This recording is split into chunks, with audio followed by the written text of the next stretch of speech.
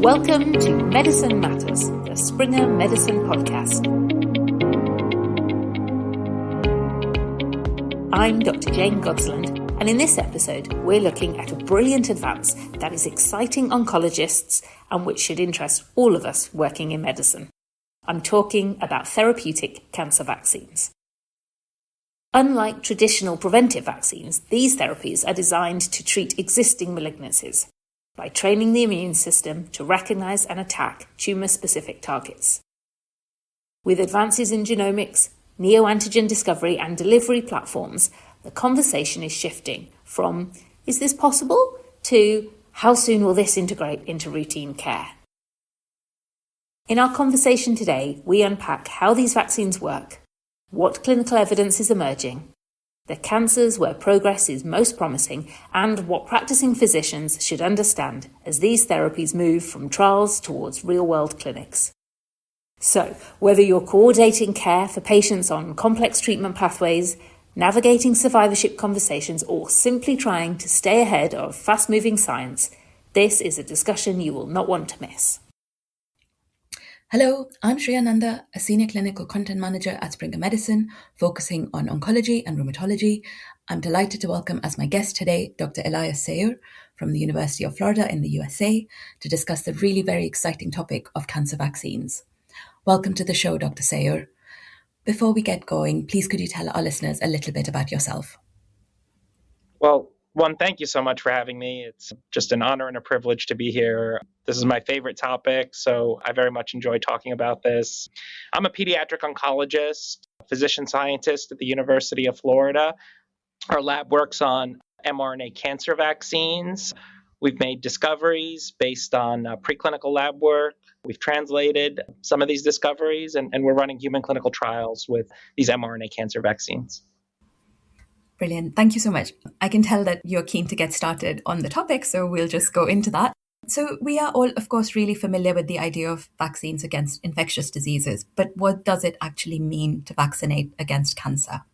Yeah, it's a great question. So when most people talk about vaccines, of course, the first thing that comes to mind is infectious prophylaxis. And the idea of an mRNA cancer vaccine or a therapeutic mRNA cancer vaccine is kind of an oxymoron. You're trying to treat something after it's started, when the idea of vaccine is to prevent something before it happens. I do think, though, that the idea of a cancer vaccine, not just to prevent cancer from happening in the first place, but to treat it after it's happened, is fair. And here's why. So many cancers can't be completely eliminated even if you've removed the entire tumor. For example, the most common malignant brain cancer, glioblastoma, you could take out that entire tumor. There could be no evidence of disease after surgery, and you know the tumor will come back in almost all patients if they don't get what we refer to as systemic therapy, basically treating the microscopic disease. So this is a form of secondary prevention. A lot of patients need preventative chemotherapy to prevent the cancer from coming back.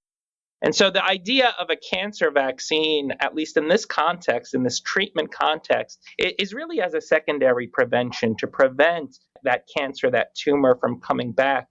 And I do think for right now, for today, although I do believe there will be a time and an era for preventative vaccines, primary preventative vaccines, I do think today the best use of cancer vaccines are in this secondary prevention setting. Thank you. That makes it really clear. And also we do have some prophylactic cancer vaccines. So, we've seen great success with vaccinating against HPV and HBV, but that's a very different mechanism and a different process. And that's not what I'm going to focus on. I really am more interested in the therapeutic ones. So you make a very good point. And I do think people should be aware that we do have primary preventative prophylactic cancer vaccines, HPV, hepatitis B, the list goes on. I wish there were more non-viral preventative vaccines, and I do think they will happen in the primary preventative setting. But for today, I think we have a lot of promising secondary prevention therapeutic cancer vaccines in the pipeline. That's kind of what I want to focus on. So one of the things is, because obviously this is not a new story, but it seems to be gaining a bit more momentum in recent times. And I'm just wondering what advances have led to this kind of almost renewed interest in the topic. As someone who's been in the field for well over a decade plus now, at least in my opinion, I don't know that there is renewed interest, yes, globally, society-wide, certainly. At least for those of us, many of us who have been in this field, there's been sustained interest. There's been sustained interest, I would say, for nearly 150 years in the subject of cancer vaccines. Really, the whole idea of cancer immunotherapy, in my opinion, really started with this idea of a cancer vaccine, an in situ vaccine, where you could take something inflammatory. This was the work of William Coley in the late 1800s. Take bacterial products, extract those bacterial products, inject them into tumors almost as an in situ vaccine. And he noticed some remarkable results in some patients. Not only would the lesion that he injected those products into, not only would those disappear, but sometimes cancers on the opposite side of the body would disappear, really the first evidence of cancer immunotherapy. And I would say for 150 years, people have been trying very hard to create not just in situ vaccines, but systemic vaccines that could create that response, that systemic response, eliciting epitope spreading that could get rid of the cancer all over the body. And I think the reason people have, perhaps more society-wide, have been a little frustrated with the field is even though it was one of the most exciting things that I think helped launch the field, it really hasn't led to the FDA approval, certainly in the therapeutic context, to the same extent as other cancer immunotherapies, cell therapies, CAR T cells, immune checkpoint inhibitors especially.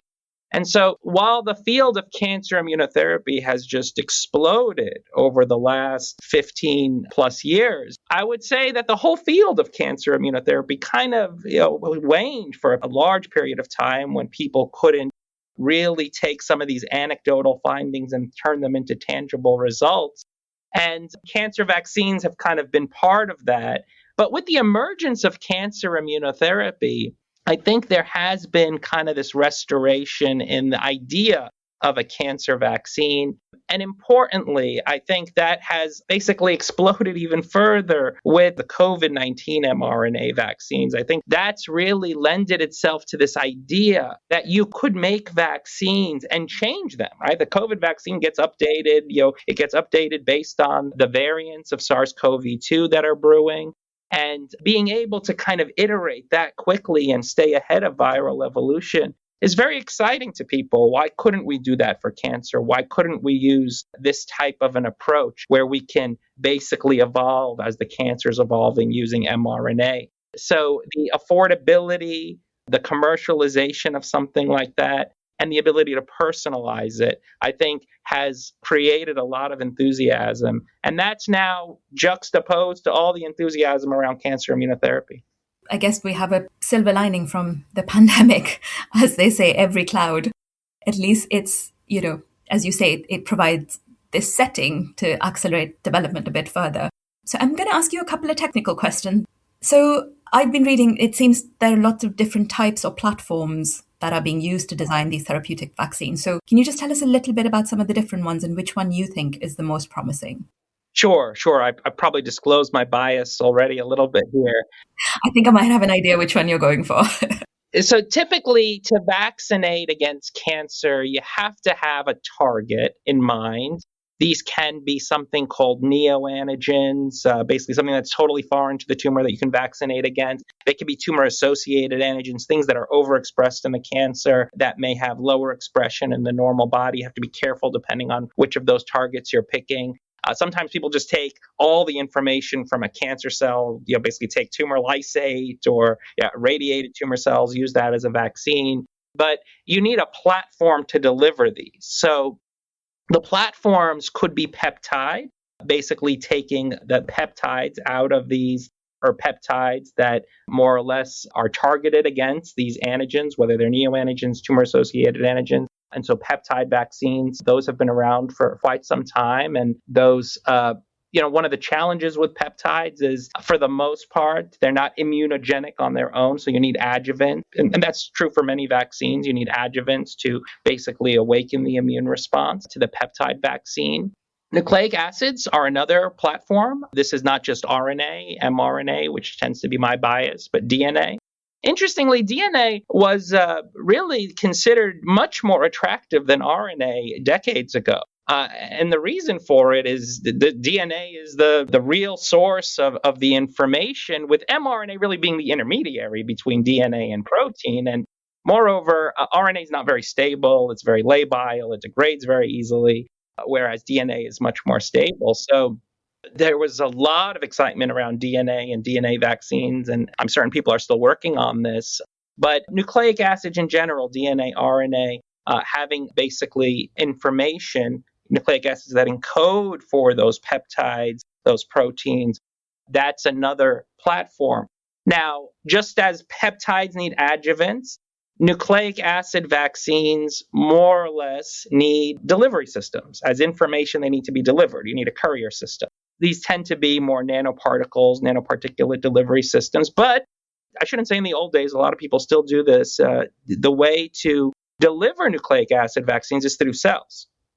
To load cells with nucleic acid. Cells could even be loaded with peptides. So you could take antigen-presenting cells, dendritic cells from patients.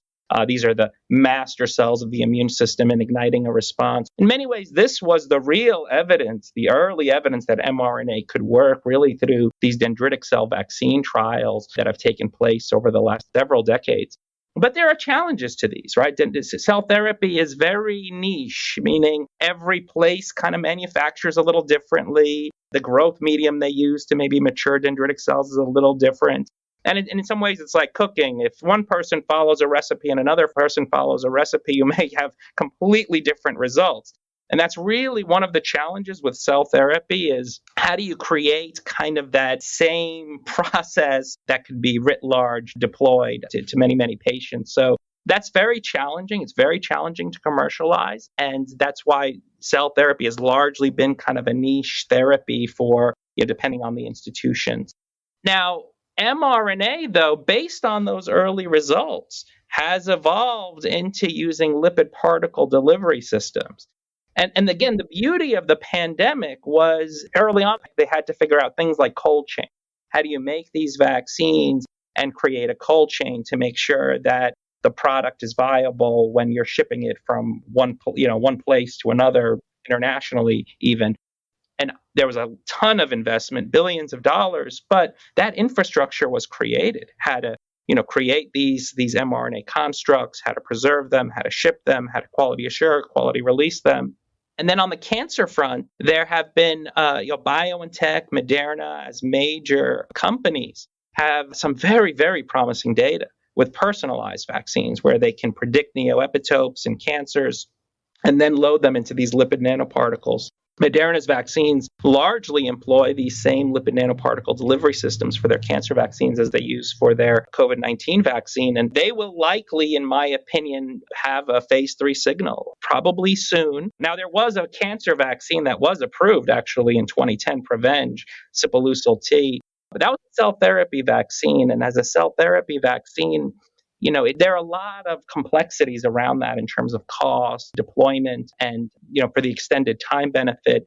My understanding is it hasn't been a major standard of practice. But if these mRNA vaccines do show signals in phase 3, I think that will catapult the field even further. Thank you for that brilliant overview. You've actually answered a couple of my next questions. So I'm just going to skip ahead to and again, you've alluded to this a little bit, but what are the most exciting results, or what's looking good in clinical trials at the moment in terms of therapeutic vaccines, but specifically mRNA vaccines? What are you looking forward to? Yeah, so, I think the Moderna, BioNTech have, created a great foundation for personalized vaccines. We all wait with bated breath for the results of these phase 3 trials, certainly from Moderna. BioNTech, they've done something a little different. Their personalized neoepitope vaccine is actually given intravenously, and that is using liposomes, which is something that our group does as well. And what they've shown Again, these are early phase studies, but they've shown you could get breakthrough immunity for something like pancreatic adenocarcinoma, which is unlike melanoma, lung cancer. This is a very hard setting to induce an immune response. These are very immunosuppressive tumors. You don't have a great endogenous response in these tumors. And while a lot of people would believe that in immunogenic cancers like melanoma, where there may be a really good pre-existing T cell response, you could boost that further with a vaccine. But in a setting like pancreatic ductal adenocarcinoma, glioblastoma, these are very challenging settings to induce a response.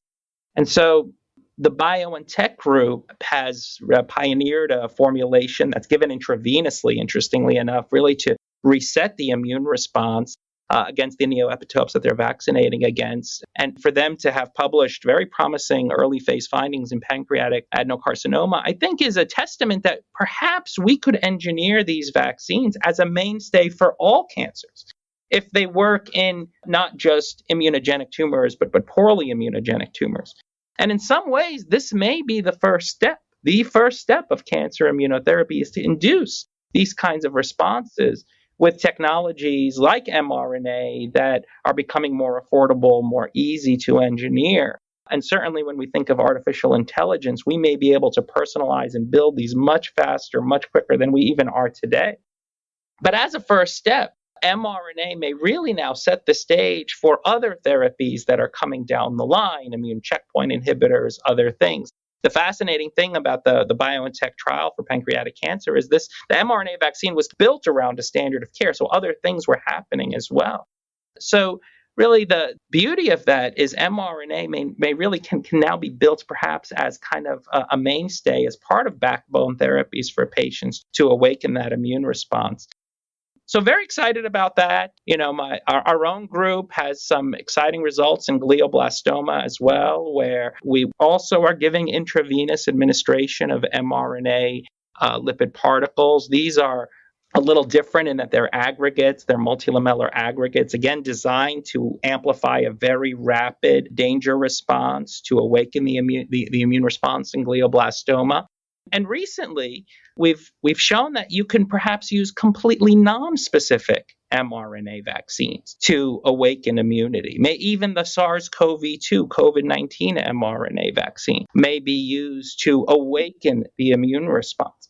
So, we think that a universal backbone could be used, yes, as a vaccine, as a universal vaccine, but these may function as universal immunomodulators where they just reprogram the immune system in such a way that it now alerts it and awakens it against cancer. And how you now bridge that to personalized vaccines, immune checkpoint inhibitors, other therapies, I think is going to be really exciting and interesting as we design those studies and really start to get a lot of use out of combination treatments. Really amazing results, especially as you say, in pancreatic cancer, which was so difficult to treat. Again, you've kind of answered my next question a little bit as well, because I was going to ask you about how to integrate vaccines with other treatments. And it sounds like it's more of a work in progress rather than knowing how that works yet. So one thing I'm going to ask is just around the timings of generating these vaccines, because, often treatment needs to start quite quickly for certainly some of these cancers once it's diagnosed. So what's the kind of time frame at the moment for generating a personalized vaccine? Yeah, so it takes our group about 6 weeks. I think that's pretty competitive to industrial production of personalized vaccines, which is around the same, if not longer, timelines for production of personalized vaccines. But to your point, that's 6 weeks, 8 weeks plus sometimes where patient isn't getting a personalized therapy. And if you ask me, that's far too long, because what we know about cancer is it's changing in real time. I tell people when a surgeon closes, that tumor is different 24 hours later. You've changed the environment of the tumor. You've introduced a wound healing environment, and the cancer is now going to adapt to that. And by the time you have your vaccine, you have a vaccine against a cancer that was there 6 weeks ago, but how much of that cancer now, 6 weeks later, is going to be represented by this vaccine? So that's a huge challenge. Speed is really, really important. One of our hopes about universal vaccination is that you could actually very rapidly alert the immune response. I personally believe these universal vaccines should be given before even surgery to awaken that immune response and then perhaps bookend it with personalized vaccines. But the technology is coming where I think we can have these things, believe it or not, personalized vaccines one day by the bedside. If you can even imagine that, I actually see that as a reality. So to me, the future of mRNA is this keyboard over here, right? mRNA it's 4 letters, right? The A, C, G, and U. And if computers run on or software systems run on ones and zeros, our body runs on these 4 letters. And so I do see a future, especially with artificial intelligence, where we can very rapidly predict what we should be targeting in an individual's cancer, and then type the sequence into a computer, and out the other end of a box will be your mRNA vaccine. I can actually see that happening one day by the bedside of a patient. And it quite frankly has to happen, because while I believe in universal vaccines, and I do think that will be a treatment for many patients, I think if we really want to cure cancer writ large, we have to get at the personalization of disease. And that personalization is going to require something as flexible as mRNA, where we can literally deploy a therapy near instantly. And I do think that future is coming faster than people may imagine. I think certainly faster than I imagine. I wouldn't have thought that at all before you said it. But then equally, we know things speed up. Like it used to take months to sequence even a small bit of DNA, and now it's super quick. So why not for vaccines? And so you talked about speed as one of the challenges, but do you see any other challenges in terms of, making this a clinical reality? I think, certainly there's been a lot of misinformation around vaccines, and I do think that is a challenge. I personally have gotten involved in this field. I'm a pediatrician. I've gotten involved in the cancer vaccine space because of the incredible success of pediatric infectious disease vaccines as a primary prevention. Eradicating some of the most horrible diseases. Things that were even around in the 80s, like Haemophilus influenza type B, are essentially gone. And really want to do that for cancer. And, these fields learn from each other. I do think that, the ability to create products at the speed that we need them in, and actually, mRNA as an example, there's so many ways to engineer these things. It's not just the information you're delivering to the immune system. It's how you build the non-coding regions of the mRNA construct. It's what's your lipid particle delivery system? It's, mRNA, you could have helper mRNAs in there to direct the immune response if you want B cells, if you want T cells, if you want tolerance. There's so many different ways of doing this. And so these fields really learn from each other. And look at where we are right now with cancer vaccines because of the COVID-19 pandemic, because of the SARS-CoV-2 mRNA vaccines. It turbocharged the commercialization of mRNA. It turbocharged lipid nanoparticle delivery systems. And I would hate to see that slow because of some of the dialogue around this, which certainly on social media is sometimes really flawed, really errant. So those are some of the big challenges, but I'm hopeful. I think people, we don't want to be, as an oncologist, I don't want to be poisoning my patients with chemotherapy till the end of time. I think we need to have new therapies. We have failed people and patients, in my opinion, when we're using, these crude treatment measures that have been around for so many decades now with really no replacement. And when we talk about, next generation sequencing, that are incredible molecular diagnostics and the capacity of artificial intelligence, and yet I'm still giving my patients chemotherapy as a mainstay for their cancer, that's not okay. So I'm hopeful that, the public will want these things, and there will be an outcry for, more personalized, more specific therapies that don't have the same, systemic toxicities. With you mentioning the toxicities of chemotherapy, I'm just curious, are there any particular risks associated with the use of cancer vaccines that you might be concerned about?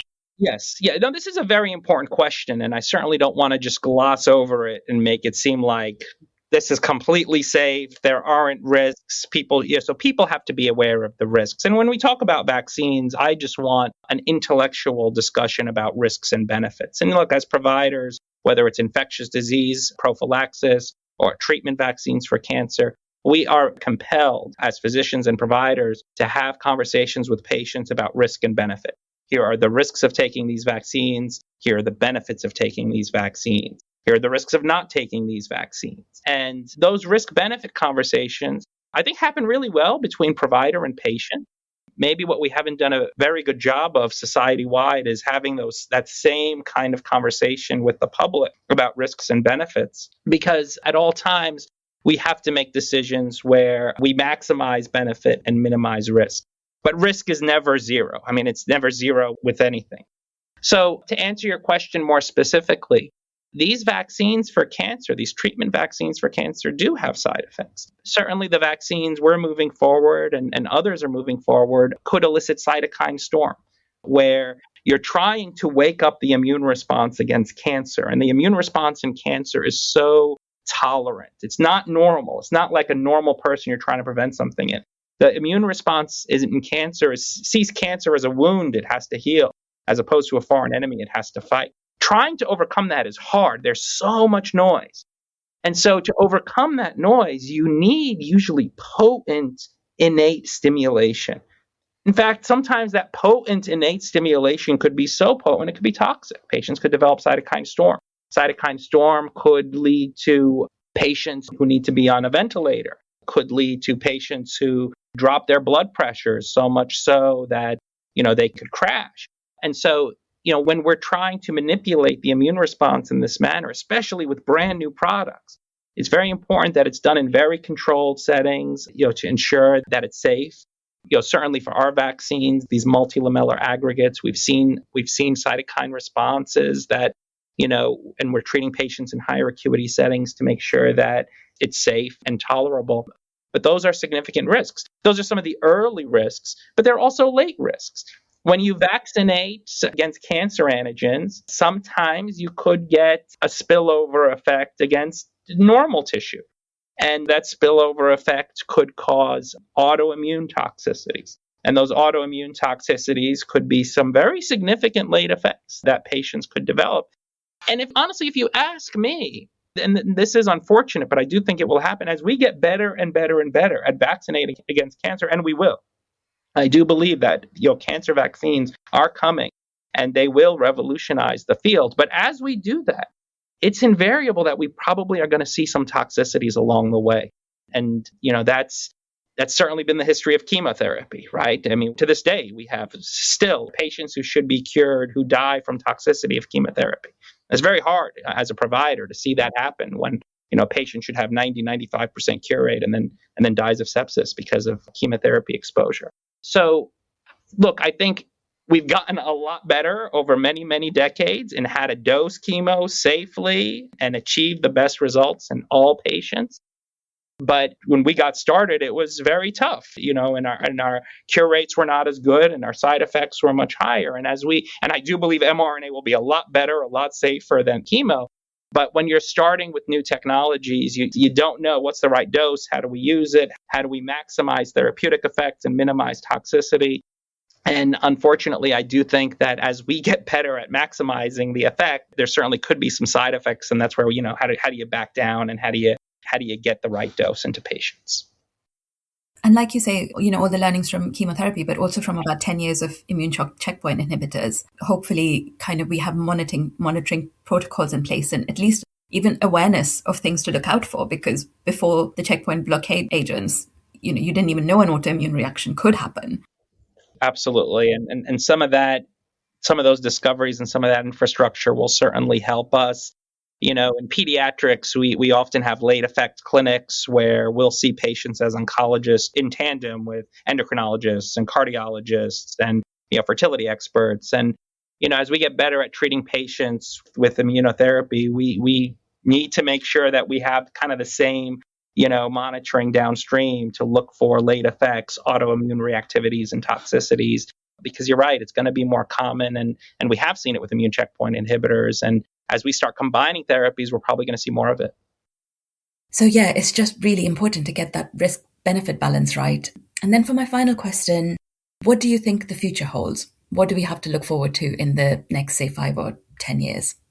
Yeah, so I think very soon, I think we will have phase 3 results with a neoantigen vaccine. And if and when we do, I think that will prove that this is, at least mRNA vaccines are a viable strategy to very specifically, in a personalized manner, affect change for patient cancers.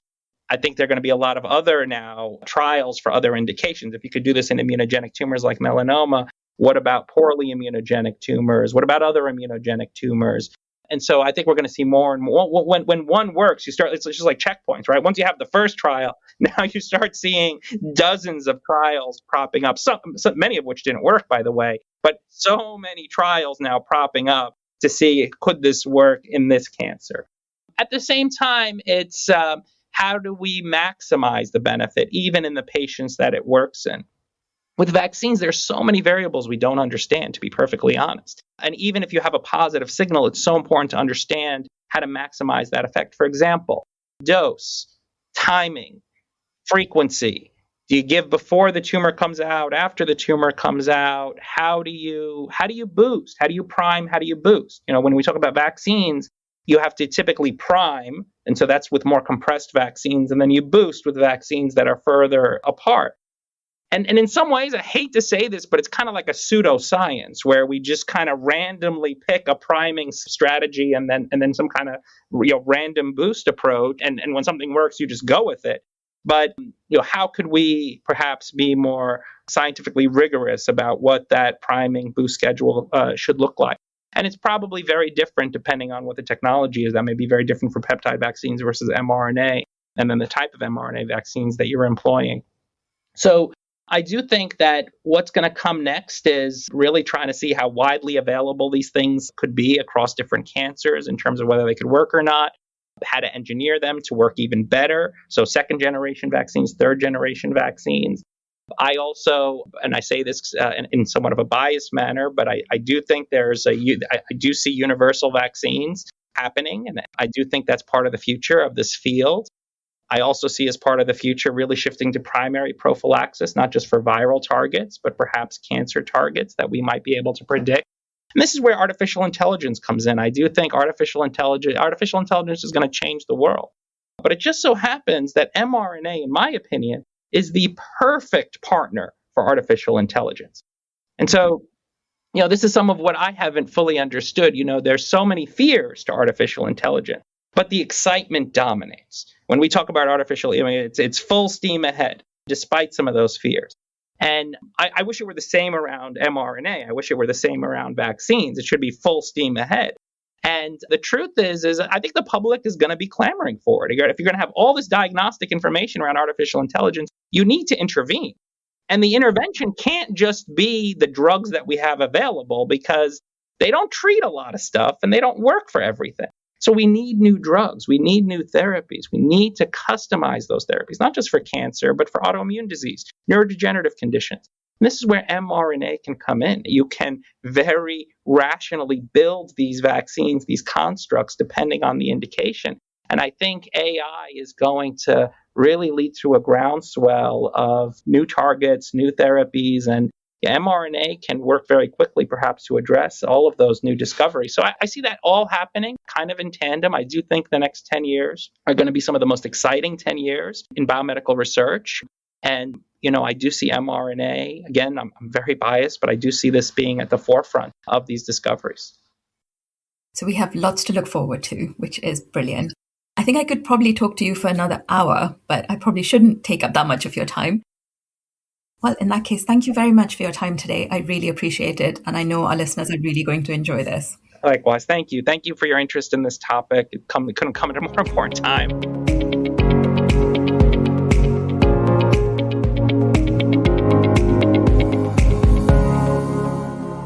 This podcast is intended for healthcare professionals for their ongoing medical education and entertainment. It should not replace the professional advice of a doctor or pharmacist, and may not be used as a basis for diagnosis or any change to the prescribed treatment of disease.